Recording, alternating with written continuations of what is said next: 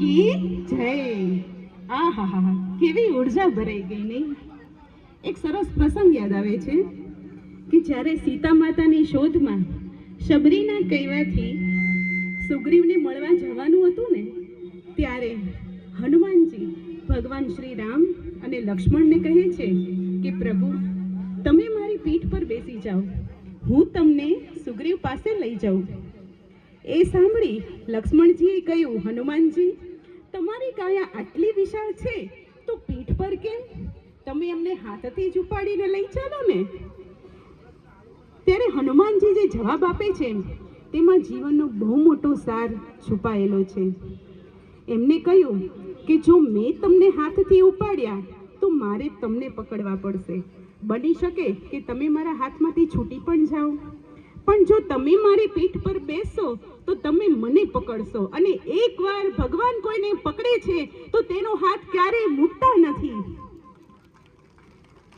स्वार्थ को दूर करो, निर्लेप निष्काम हो जाओ, एक क्षण के लिए भी अपने दशरथ के राम हो जाओ.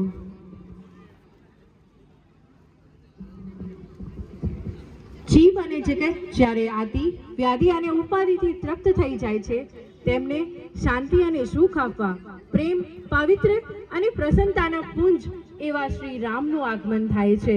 ત્યારે આવો રામોત્સવમાં આખા રાષ્ટ્રમાં ઠેર ઠેર ઉજવાય છે, કારણ તેમના જન્મથી અને જીવનથી આખા રાષ્ટ્રને મનનીય માર્ગદર્શન મળ્યું છે. વિકારોમાં, વિચારોમાં તથા વ્યવહારોમાં સર્વે કાર્યોમાં તેમને માનવીયની મર્યાદા છોડી નથી.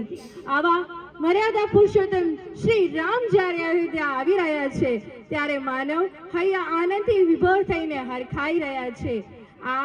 આજે દીવા જુઓ છો ને, એનું અજવાળું જુઓ છો ને, ઘીના દીવા છે એ શ્રી રામના સ્વાગતથી પ્રજ્વલિત થયા છે.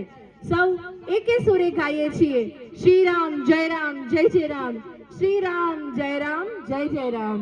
સાથે આપણી દીકરીઓ પોતાનો આનંદ વ્યક્ત કરવા આવી રહી છે, તો આજે એમને પણ આપણે વધાવીએ.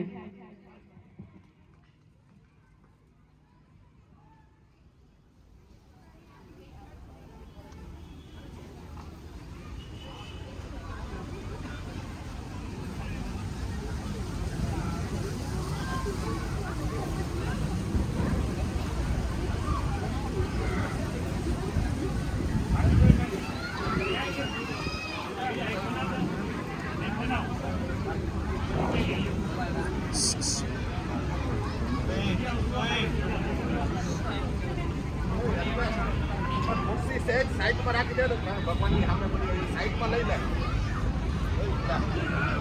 साइड पर हाथ से करियो, गोली से ले लिए.